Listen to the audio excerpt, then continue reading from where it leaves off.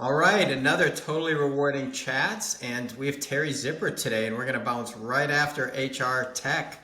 I don't know if you're jet lagged or not, but welcome. I am. I'm still jet lagged. It takes about 3 days to recover, and I didn't get back till Friday night. So I didn't know when Teri quickly asked if she was allowed to drink during this. We'll be on YouTube, but when she said that, I will say I had a moment of what were you drinking? Yeah. Really, what was the depth of that question when you were asking? My plug for Coke Zero. Okay, well, I didn't know if there was going to be like a bourbon to go with it. You never know. Yeah, I guess We I don't will. know what's I am in the can. Kentucky, so Right. Yeah, We I don't know know. what's in the can. So give us your bio and kind of where you're at, and then of some kind. Well, we prefer it's your hobby, not just not a hobby. all right. I am the CEO and managing partner at Sapient Insights Group. You might know us from the research that we do around HR technology specifically. We also do a lot of work in change management. I spent about 20 years of my career at Mercer. Spent a little bit of time there with Sean. That's how we know each other. And yeah, most of my career has been spent around HR technology, a large part of it around comp technology specifically. So owned some product management for some old school tools that did compensation planning and compensation management back in the day. So that's where I've been. I'm still sitting in Louisville, Kentucky, for those of you who don't know me and don't know where I'm at, home of the Kentucky Derby and the baseball bats from Hilrick and Bradsby and bourbon, which we were just talking about. So lots of good things going on here. So you want a hobby. That hobby is not drinking bourbon. I'm not really a bourbon drinker. But I would say, and I've probably talked about my biking hobby a lot on here, so I'll skip that and mention that my husband is a studio musician, and so I'm his marketer. So my other hobby is marketing pop music for my husband. Wow. Just I kind didn't of see that fun, coming. but Got to get on the distribution list, actually. I really do. I've been on the, I'm failing as a marketer. I've been on that list. I get the notes. Yeah, yeah. No. Um, so we have the speed round of questions. And ironically, for those that don't know, Teri is a return guest. So we can go back and check and see if some of these questions are the same, if she gave us the same answers.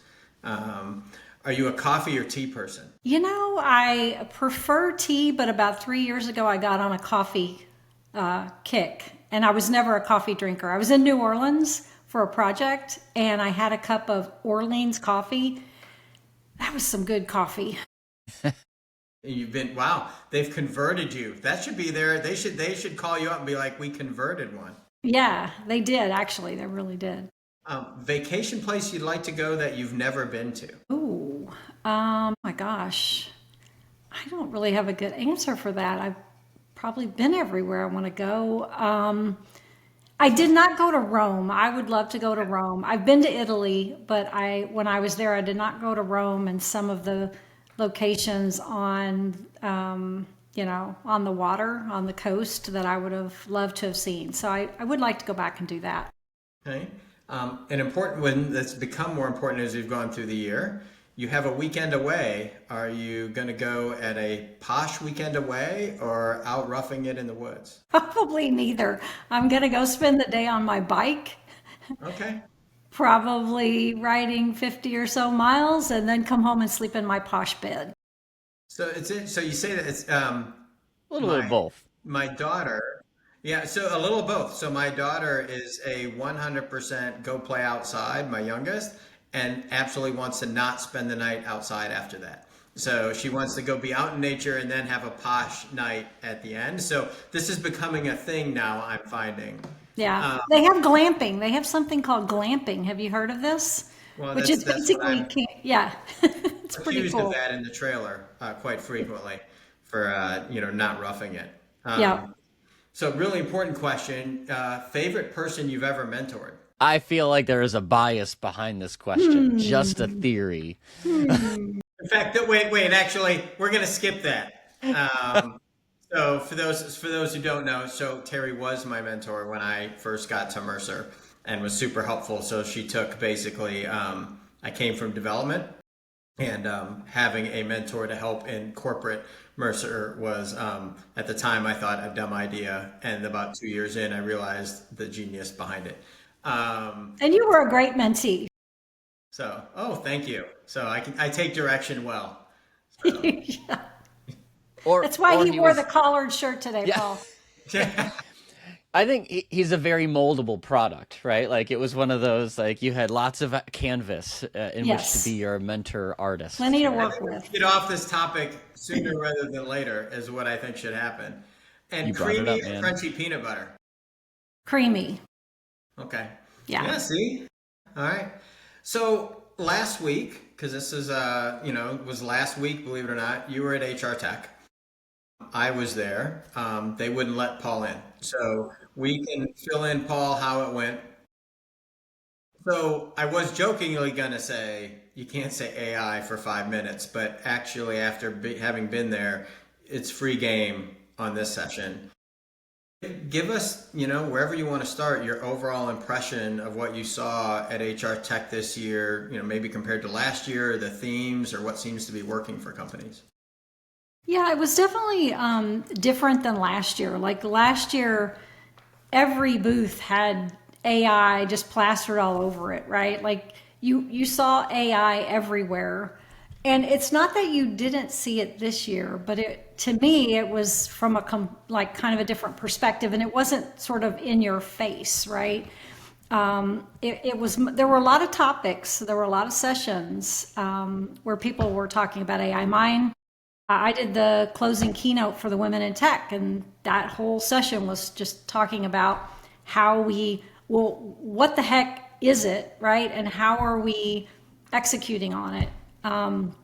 But when I talked to people in the booths, it wasn't the same as last year, which was, let us show you this new like AI thing.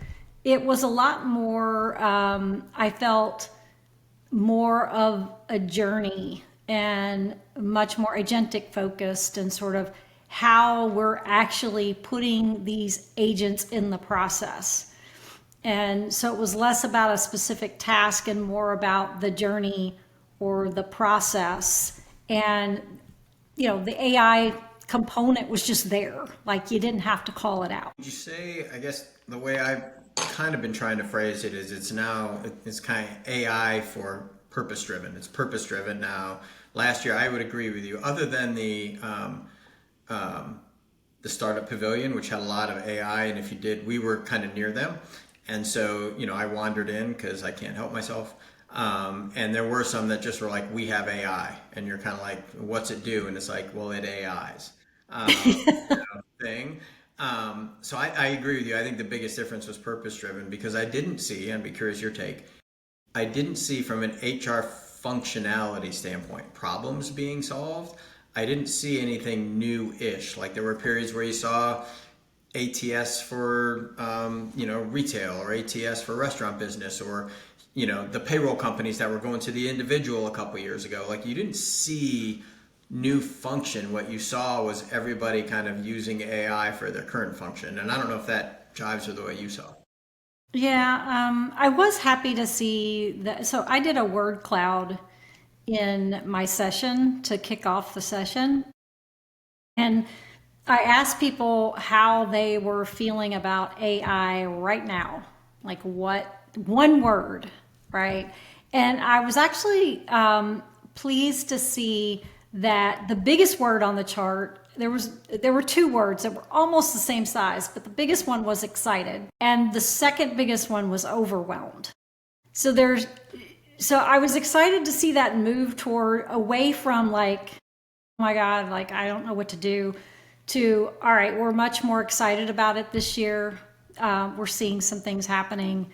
So I think that the overwhelmed is getting smaller and the excited is getting bigger. I think if you'd have done that word cloud a few months ago, you might have seen a different result. But as far as what I saw, and some of it, is under NDA, right? But I did see some very interesting things. Now, what we saw, the top roles, when I look at some of the data that came back in the report, the top roles that are being impacted clearly are recruiting. Obviously, that's always been like one of the top use cases. The learning is another one, and communication for obvious reasons. But at the enterprise level, what we saw was much more, the big impact was HR operations, HR support, that kind of thing. And what we were talking about in a lot of the sessions, because HR is obviously important, right? Critical function. And there's a lot that AI can do, but I think, I had a couple of CHROs on the panel.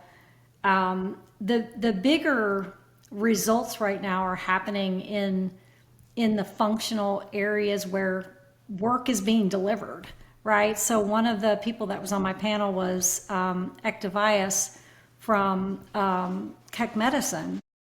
And, so in the medical field, there's a lot more work that's being done from an AI perspective, and that is having a much bigger impact on businesses and productivity and all of those things than just figuring out how to do something faster and better in HR, right? Interesting. I mean, I think when I, my tagline these days is AI, you're a toy or a tool, right? Is it going to actually do something for you, or is it just something you play with? And where AI is making a bigger impact, to your point, is when there's good structured data and clear things you can optimize for, right? Because AI is a predictive engine at the end of the day. And, look at all of these blood samples and tell me which of them has this thing in it, right? Like that's a pretty clear data structure and predictive outcome. In HR, we don't always have nice, clean, predictive things to, we have people, which are sort of difficult to, productize, if you will. Yeah. So I'm not surprised to hear that you see impact happening in specific areas where the sort of ecosystem, the infrastructure is ripe to make this data work. And there are some specific HR use cases where that may be true, but it's hard to do it for everything, right? And as a result, you get a little bit of this toy flavor. Maybe it just helps you a little bit on the margin. It takes good notes. Yeah. Is that really what we're trying to solve for here with AI? Yeah, some of the other data, 80% of people are using AI in some way every day, mostly personal AI. But when you think about, when we asked them what they were using from an embedded technology perspective, there was only about 28% said they were using embedded AI. Now, some of that I think might be, they don't necessarily know that it's already embedded in there because God knows it's already there. There's a lot of things have been doing AI or some form of machine learning, right, for years. So, some of it I think is definitionally, what is it? Because people are always, hey, we talked about, are you going to do AI? Well, how do I do AI, right? Like, what does that even mean? And, you have to really get down to the nuts and bolts, and data is critical from an HR perspective. We know our data sucks, right? And there was a really good piece of information that came out of the survey this year around manager self-service that surprised me. It surprised me because it's been this way for years, but there's still almost 50% of organizations that are not doing any sort of manager self-service. So right there, you can just think, okay, I see why the data can be, problematic, right? If HR is controlling that, and they're at the center, I can see where there would be still continue to be some challenges from a data perspective when the people who know this stuff and should be doing it are not able to do it or don't have the tools, or those tools have not been open to them. It's interesting because I think a couple of things you said there, Terry. One, the AI is already in it. And I think companies are stuck in this interesting place where if you were to put something out there and say this tool does this and you check the box and it just does it, and that how cool is that? They almost have to say AI is behind it or large language models behind it. They're almost caught in this circle now of like not just saying what it does and do you really care how it happens? To your point, they might be using it. In manager self-service, I think there's a couple of things. I'd be curious. I don't know if the survey went that deep into it, but where is the restriction in getting it in the hands of managers when it has AI in it? And is that from HR? Is it from finance? Is it from IT that doesn't want? Because we know sometimes you can't use all the toys at work and other places, and they want to quarantine off their data sets to other LLMs. So I'd be very curious on like your thoughts, if it's anecdotally or part of the report, like what is that 50% that managers can't get in their hand? What's the rationale behind? So I'm going to work with Raven Intel. We're going to do some stuff around this because she does a lot of work around implementation, but it is largely a control issue. And thinking that the managers don't have the skills to do it. Interesting. Okay. But are you hearing that IT's in the way or no? Because I feel like a year ago, probably a big change since then. IT, probably rightly so, and I'll say this rightly so, when it first came out, was like, we're not going to unleash this on everybody until we check with it. And to be fair, I think most IT teams have played with it because, let's be honest, they're in tech. They're like, we're definitely going to try this out. And I think that's become a less of a thing, more anecdotally in my mind, over the past little bit. They're now saying, we've got the controls in place. We know what we're doing now. We got to be let out. Yeah.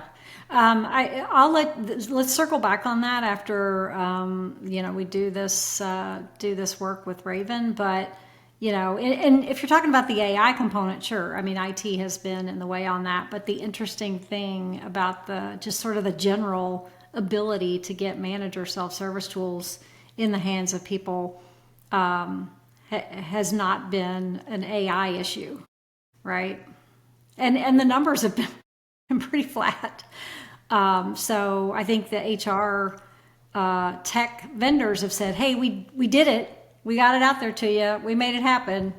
If you're not using it, that we've already moved on to something else, right? We've moved on to the next big thing. What was the either coolest or weirdest? Like what was the thing that stood out to you from the show floor or from the sessions?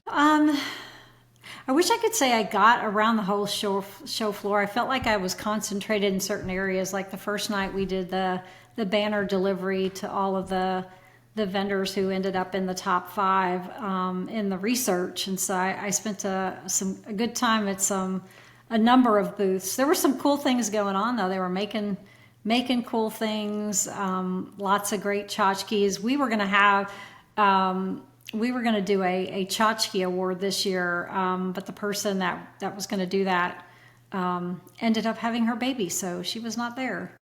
But we were gonna like Good judge excuse. all the tchotchkes and like you definitely have to do it next year. Yeah. There's not a lot of things, to be honest, Terry, that you could say that I should go be the judge of. I'm totally down. That's like finally one All in right. the wheelhouse, like toys, right? Like, hey, go check out the cool toys. I'm Yeah. game too. As you know, Sean, I take swag very seriously for my team. And, we're custom building card games because we want to win the swag war. So I'm 100%. Cool. Like, good, memorable swag is All right, well I got judges next year for the swag show because there was some good stuff. Yeah. There was, and there was some. What do they have? They had the gaming. They had, it's always interesting to me out of all that to watch how people try to differentiate to get you to stop by one way or the other. Yeah, to get that badge scan, right? Yeah, Like, which I always find interesting. I'm like scooping up the tchotchke and they're like, "Can I scan your badge?" I'm like, oh, "Okay, sure." I know. It's And part then, of the deal. yeah, and then I get I get, the salespeople calling this week. You're like, how bad? I guess I visited that booth for the wrong reason. So, Did you go by the Una booth? I think I did. So Una is plug for Una coming, not in our exact space, so I don't feel bad. So Una is a wellness tool. Basically, they've taken all this data from the PhDs and the psychologists and whatever, and if you are using AI, so you can have your own one-on-one session with theoretically this fake person. And they had a booth there, a soundproof booth that you could go in with your own Una section. Um, and yeah, I went in. It's slightly creepy, to be honest, how cool it is from the standpoint of like you literally are talking to a person about, I made up a problem. I have plenty of my own, but I'm like, I'm a little concerned about being documented more than anything else. So I was like, I made up a problem and it was like rolling with it, like going to town, trying to solve my problem. It was actually really cool. And you can see like how fast it replies in a different voice and how it edited and changed because I was trying to make mistakes with, changing my story as I went. Um, it is very good. Like it's pretty cool. Like stuff. So what was it? What was it? Was it a mentor It's or you're a not being guy? replaced, Terry. Don't worry. If that's where you're going. No, it's like if it's a wellness thing. So if I had a bad day at work and I'm like, you know what? I don't know if I can take working with Paul anymore on these podcasts. We did two in one day. I can't. What are some coping mechanisms? What should I take Okay. time? How much time should I take? Or, A little bit of coaching, a little bit of, yeah, a yeah. lot of everything. I mean, you could go all the way down the well. I jokingly, when I walked by again another time, they were like, "Oh, do you want to step in here?" And I'm like, "I don't think I can handle her again. She was too much. She knew too much." Felt like that Minority Report movie when you walked into the mall and they scanned your eyes and then they knew all this stuff about you. It was well, you talked to it. So, but what's interesting is I think it was the part that struck me from a comp tech standpoint, I'll make the leap back, was how conversational, it was being with me and then using professional terms to try to like the way that it was interacting and grabbing data and, because I was asking it data questions, being a nerd that I am, like, how many other people are like me? Well, according to this and this, and, I was like putting it in conversational tones back to me as opposed to spitting it out very, professionally. It understood my tone. And I was thinking like, how cool is that from a, manager self-service, Terry? Like you've got Yeah. people that are working on the shop floor and they want to ask like, how much should I pay Paul? And if we're like, well, in our industry, we should pay Paul 46.7% compa ratio compared to, like that answer would go nowhere. But if they actually spit it out and aggregate all the data, and it was very conversational. And so I'm like, now it's negative for Una. I wouldn't use Una because it freaked me out. But the technology behind it to be conversational for managers, I was like, they're way out there because obviously something psychological is who knows what you're grabbing, right? It's not even specific. Yeah. So I'm doing a trial with a company called Baryons, and it's a coaching slash mentor type AI. And so I call it, in the morning and it asks me some questions and I tell it what I've got going on and it gives me some, some guidance. It's same kind of thing. It's very conversational. It sounds just like you're talking to a regular person. It's really interesting, and so I'm anxious to see where that goes. I'm really just pilot. I'm just doing a pilot right now, and I haven't been as a good of a pilotee as I probably should be. But it's very cool. Comes back to your data point though. So I think, the question will be for me, like go one step out there. Will there be general LLMs or is everyone going to have industry specific or domain specific LLMs? And so that's where I personally think that's where it's going to go because of the data set behind it, right? And then they're all going to talk to each other, you know, very much like Skynet, the very Terminator Skynet kind of moment where they are, the AIs are talking to each other because they're of their specific knowledge. But I think it all comes back to that data, like you were talking about, Terry. Like, do you have the right data for it to be conversational with? Otherwise, it's going to tell people the wrong answer conversationally. Yeah, and it just doesn't sound right. Yeah, somebody asked me last week, like, do you know you're not supposed to say please and thank you to your chat GPT because it uses more energy? And I'm like, hey, when the AI rises up, I want them to know that I was very nice to them. I said please and thank you every time.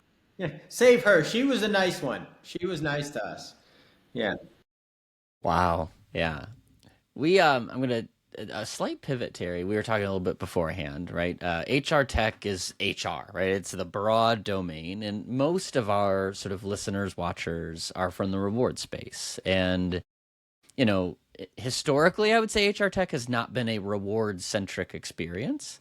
But what advice do you give to comp people, to rewards people, as they're thinking about monitoring these broad HR tech trends? Right? In your survey, you're not just asking questions of comp people. Comp people do respond, but I guess talk about your view of how rewards kind of fits within this broad HR tech space.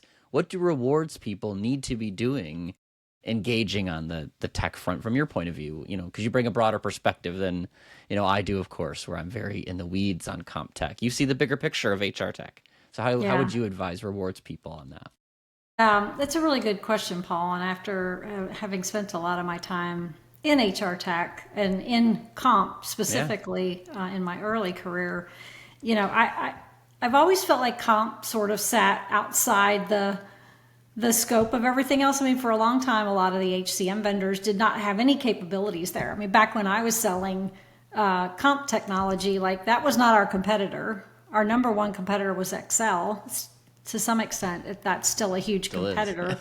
But a lot of the HCM vendors have now incorporated a lot more capability there. But I think the thing that's going to drive this together, and it's interesting to me how it's stayed somewhat disconnected for so long, is just how important the comp conversation is to everything else that we do from an HR perspective. And I remember being on the other side and sort of having to work with recruiting, and they were kind of doing their own thing and comp was doing their own thing, but then there was this middle ground where we need to get approval for these salaries and all this kind of stuff. And maybe AI will be the convergence of it. Maybe just in general we're moving away from HR tech and to this work tech, and the lines are going to be very blurred. I just, there's a lot of individual pieces and components, but a lot of these things are just going to become part of a broader journey and less of having sort of this very functional set of capabilities with people only focused on this one thing. I think that in So, the payroll, Terry, like you could see that probably most prevalent at HR Tech with payroll and comp, Paul. So what used to be kind of arguably mortal enemies, right? We figure it out, you deliver it thing. They are now becoming very, very intertwined to the point where you're seeing some departments own both, like really own both. And I think that's because of some of the tech. So I agree, Terry, like a lot of it's starting to get really blurred into more of a thing, and comp will have to, I think they'll have to adjust to that world for good and bad. Yeah, I yeah. think And the that access to the data is just so yeah. much different now, right? Yeah, I think certainly you think about posting transparency or sort of pay transparency globally has put sort of talent acquisition and comp in frequent touch, right? And to, how do you surface more information and the right information in the offer process, which is like the greatest frontier of comp decisions, right? It's where we make the biggest impact. A 3% budget, you're not moving salaries that much. An offer, you're moving a lot of money around. And how do you do that well? So I think there's a couple of different examples where, the comp domain is starting to touch other things. Talk about skills. There's another buzzword we can use, but skills is an L&D domain historically. But then how do you reward for that, and how do you manage that? So I would agree with your broad statement that like these domain specific sort of separate use case driven technologies are starting to overlap and bump into each other in sometimes thoughtful ways, sometimes accidental ways. But it does create, hopefully, in the future, a more cohesive experience around. Look, there's a recruit to offer process that the tech needs to work through that whole stack, and how do we do that I think well? the access from the employee, Paul, to the data too. So payroll used to give the number out, right? and the employee knew that, but they didn't know where the number came from on the other side. And now they can share that number amongst their peers and how they got it. And like, I think just the fact that the data is so ubiquitous across all of their stuff, is going to force everyone to work together, whether they like it or not, to your point, like, because the employees now have access. And if you don't have the same information as the employees, they can talk freely about it now. Yeah. Yeah, and none of this stuff can continue to take the amount of time that like everything is speeding up, right? And we don't need to hire somebody 45 days from now. We need to hire somebody 15 days from now. So the whole process gets condensed, and you just need things to happen faster. So that wheel is going to turn, and the HCM providers are putting a lot of technology in there from a comp perspective, from a different perspective, right? Maybe not the traditional perspective that you saw from a comp analyst perspective, right? Like to price a job, but that whole process is sort of evolving as well. You mentioned your report, so let me segue and just pick up on, like, was there any other cool, like, or surprising findings that came from this iteration that you either were expecting and empathize your hypothesis of yours, or you were like, oh my gosh, I didn't see that coming? There's always a lot of interesting things. I think one of the things I saw this year was there's obviously some budget pressures. Budgets have been in decline, and while organizations are still going to increase tech investments next year, that number has declined fairly substantially over the last 5 years by about 30%. The other thing that I talked about in the panel was that the number one thing across the board from a barrier to AI, when you look across all organizations of all sizes, it was cost. And I think so. There's still some confusion about like where they're paying for AI versus where it's just there, right? It's already there. But when you broke that down by size of organization and looked at what, for example, the board was saying versus executives versus people on the ground, the boards felt like their organizations did not have the skills. That was their number one barrier to implementing AI, was skill. And then at the executive level, it was knowledge and skills. So knowledge first, and then further down the line was sort of the skills. Like we don't have the knowledge to know what to do, much less the skills then to do it. So that was interesting. Maybe not surprising, but it was interesting, a pretty interesting data point. I still thought the data point that people didn't believe they were using embedded AI at this point was pretty substantial, given that they probably are and they just don't know. And then there were some interesting differences when you looked at like gender and age differences in terms of the way people responded. So, for example, when we asked them about if they're if they were adhering to ethical standards for the implementation of AI, 35% of men didn't know whether they were doing that or not. And females, it was 46%. So there's like a substantial difference in terms of like we just decided to look at some things based on gender and age, just see what came out. And so there were some just sort of oddities like that we thought were pretty interesting. Dived into it to figure out if there's any meaning there or not, but it was just interesting stuff. Huh. I know, Teri, from a separate conversation with you and Stacy, we talked about the voice of comp in the survey. So, it's a broad HR tech survey, but absolutely, reward people who are listening and watching. You're welcome to participate as well. But you made the I think maybe you or Stacy made the comment that comp people provide very robust feedback in the survey. They do. So say more, I guess, about what what do you see from us, and what do you think drives comp people to give such robust feedback? Yeah. Well, I think that, at least in my recollection of kind of being in that similar role, like we love this kind of stuff. We love data. We're the group within HR that likes math, because HR, they don't do math. And, you know, they tend to be very vocal about their perspectives on what works and what doesn't. So when it comes to write-ins, so we get thousands of, the amount of people who write comments is amazing. Like that just kind of blows me away because they sit and take a half an hour to 2 hours to take the survey and then they write comments. So if you catch them at the right time, obviously they're going to tell you what they think. But what Stacy was referring to is on the comp side, we get tons of write-ins. And lots of people want to tell us what they don't like about it or what they do like, and what they think could be better or different. So I don't know what that is about comp, but they tend to be verbose and they like to tell people what they're thinking about it. And Yeah, just for the record, legally, I'd like to note that stereotypes of our guests are not necessarily those reflected of the show.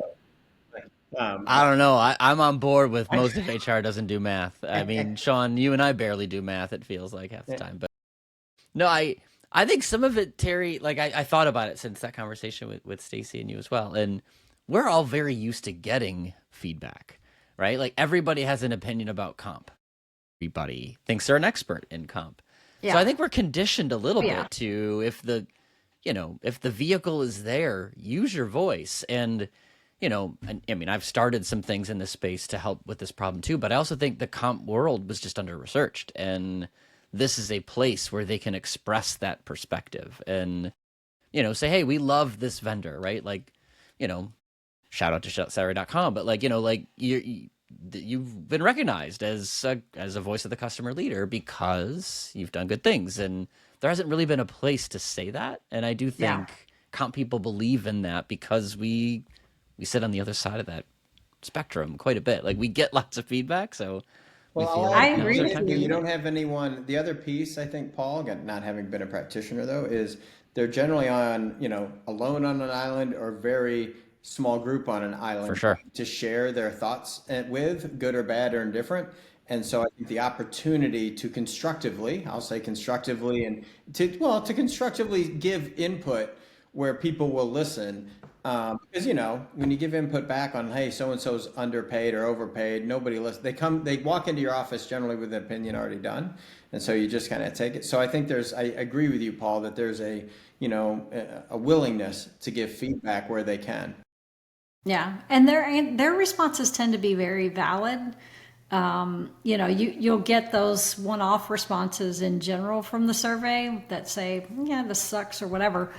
But the comp people tend to be like very specific. They point to very specific issues. They point to very specific problems, and they can tell you exactly what it is. And so it might be fun, Paul, when we get the rest of the report done. So maybe November, December, when time frees up a little bit, to take a look at some of that and like maybe we write an Yeah. interesting article about that because I do think it's interesting and I think the data that we have around comp could be very informative to some of the stuff that you're doing from a broad picture perspective and maybe we could write something interesting. Yeah, for sure. And yeah, for those who aren't familiar, right? So the HR tech, report that Terry's referring to is a lot of, how do you feel as a customer, right? Trends, how are you confronting issues? What are you likely to do, right? So it's excellent sort of macro level. And the work that my team has done is super feature level, right? And some of it's just the comp person is such a nerd. And we know that we love those features and that detail. And we've talked about like how do you bridge that a little bit and sort of tie the story together from what's happening broadly. How are you experiencing tech? What does that mean to you? How do we tie that back to how you use it? So yeah, I think there's a lot to explore about how the comp person can get out of Excel and actually use the right tech Yeah, from multiple angles here. Yeah. for sure. As we get going towards the end, was there anything else that stood out at HR Tech or any topics that came up? Because there was, I'll give you, if unless it's the same as yours. There was one I heard a couple of times with no good answer, so it'll be interesting. But is there anything that came up over and over on from your perspective? Think so. I'm like, I didn't get to a lot of the sessions. I had briefings all day with vendors and meetings with partners, and we did did our own podcast. So we were over in the booth with the Tin Cups and the Learys doing podcast stuff. So I don't, I think there was a different vibe and a different mood this year. And so while AI typically is the big topic, I didn't hear that word coming up every second. People were just much more focused on like, where is this future of work going? And how do we be a part of it? Like, how do we help move this forward? So that was kind of the sentiment I got. Well, bourbon in your Coke Zero, it can be explained by all your time with Tin Cup. Yeah. That now it's all coming together, and adding Ryan in the same place is not helpful. Uh, Yeah.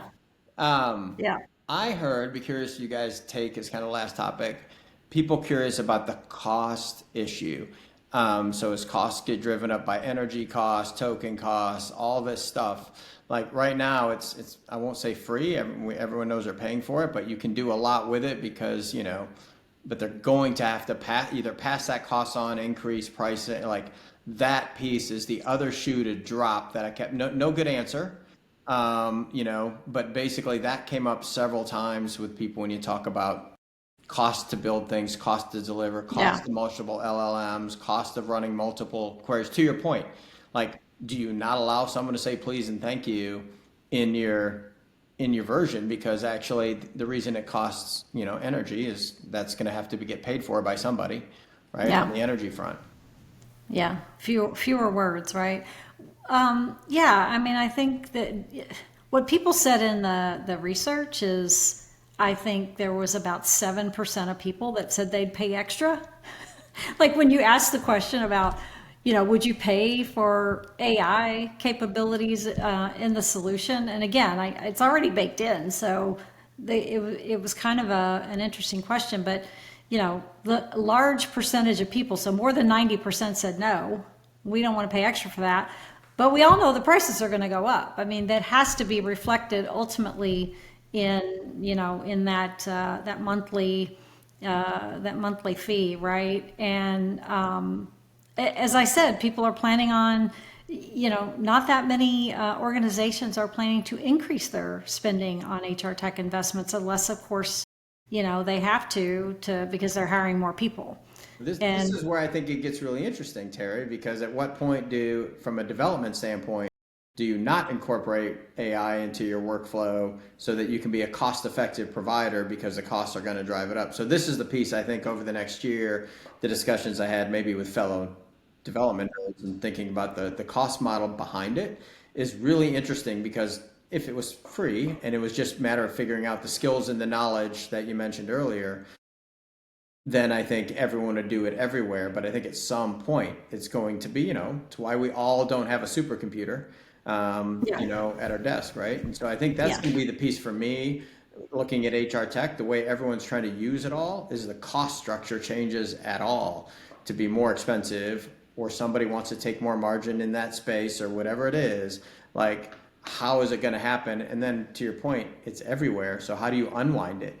If it's part of your cost structure, does everything go up? And then what tech do you kick out if your budget doesn't move because your numbers are saying the numbers aren't going to move, right? Like people aren't going to get more budget. So if everyone's stuff goes up, choices have to be made. yeah. And do we start charging? Does this change I don't remember how long ago it's been now that we switched to this sort of per employee per month thing, right? So we started getting rent from everybody. But there could be another sea change there in terms of how we bill for some of these services and capabilities, They are right? consumption, right? So I mean, you think Yeah. about it, AI is a You're seeing consumption credits based already. tool. Yeah. And so that to me is the next really cool thing in AI. To your point, Paul, I think we're moving past is it a toy or is it a tool? I think we're starting to see over this last year, you really saw more people putting it into the toolbox and it's there. Yeah. The question is, can they afford, and what can they afford to have tools in their toolbox, right? And, like any contractor, you got specialty tools and other tools. Like, there's still a place for the handheld hammer or the handheld saw thing. So that to me was probably the other big takeaway, Terry, that I saw from people talking about, like, because some, Yeah. your research at kind of the core of some of that, saying there isn't going to be more money for tools. That's what's not happening right now. Yeah, yeah, that would be a good conversation. I think we could get Stacy involved in that and see what she's seeing on that front. But I think there's the other topic of, what is this? So we're talking about this as a teammate, right? Our agentic teammates, but we all know the reality, right? So ultimately, we pay for this through not paying for other things. Yeah. Yeah. Is it a shift from labor to tech, or is it net new money? Right. Those are really the only options. Yeah. Well, and I think it's going to force, Paul, that decision, that piece inside. So how do you pay for the extended costs? So you either have to drive top line. I mean, it's revenue or expense. One of those two's getting changed. Yeah, at least for a while, right? Until the processor curves and or sort of energy policy can bring those costs back down, right? I mean, you said we don't have computers at our desk. Well, compared to 25 years ago, We kind of do. right? It just took a while for the cost Yes. of that to sort of catch up with sort of the investment cycle. And now it's like an assumption everybody gets a computer or two when they start a job, right? So there's these cycles between tech and labor sort of investments, I think. And it's just where will those curves overlap with economic conditions, talent availability to sort of make all this work? Well, Or will the also, machines will the machines start coming for Terry in the interim? in the meantime, I'll just go ask Gemini what the answer is to that. So Terry, Say the please. last question we always ask, or I always ask, is if you could, and you have a wide view of this, if you could automagically fix any one thing in HR, what would you fix? Oh, that's a good question. I think I would move towards this. HR needs a rebranding at some level, and it's been called HR for a long time. We have moved the needle, at least in terms of how strategic this area or this function has been viewed, but I think that's going to evolve pretty quickly as the AI conversation evolves. And so I see HR playing a bit different role. Obviously, wanting to get the same results from a workforce and workforce production perspective. But I see that evolving because there's still a lot of people out there that just think HR is just, they're all about compliance. That's what they do. And nobody likes the compliance. Nobody wants to deal with it. I had a very interesting conversation with my family chat before I went to HR Tech, and I said, "Oh, wish me luck. I'm getting ready to go speak to 1,000 people about AI." And this is my family, right? So my niece said, "Oh, what's your take on it? What's your stance on it?" That's what she said, which I got a big kick out of. So I came back with some answer. And then I got a totally different response from my brother, who's a little bit older than me, who retired the last couple of years. And I set off a firestorm for him because it wasn't so much about AI, it was about HR and his reaction as an employee to HR. And it was, yeah, it sort of gave me this feeling that there's a whole lot of people out there that they don't want to have any interaction with HR, because if there's an interaction with HR, it's negative. Correct. Well, the joke is, and you probably still have that too. It's maybe not as visceral, but if someone says, "Hey, Paul wants you down in HR," your first gut reaction is, "Oh crap," right? Maybe that's more me due to me, but and my interactions. But I think so, and I think back when you say that, I think that's a great answer because you think back when it was called personnel, right? And then they made the shift to human resources and kind of rebranded, and it was better, And now, like, do they rebrand? I don't know what they rebrand as, not my department, but I agree with that. There is this kind of reaction like, oh crap, I did something wrong or I broke code or, I'm not compliant in some way. And so as opposed to, oh, cool, I'm going to go, get something cool. Yeah, I'm going to go have a fun conversation about what I need to do to help this organization move forward. Yeah. This has been great. Thanks so much for coming back on and thanks for, jumping right Yeah. on right after HR Tech so we can keep it fresh with everybody. And, we can make Paul feel bad that he didn't go. FOMO, Yeah. FOMO. I Maybe next wondered year. if I could sound logical because I was kind of like, I mean, the first 2 days are okay. It's like day three when you kind of hit that wall and you're like, I need more sleep. Yeah, Yeah. that's a So, lot but of thank people. you. I appreciate coming back on and seeing you guys and rapping with you. Awesome. Yeah. Thanks, everyone. Appreciate it. Thanks, Terry. All right. Bye, guys.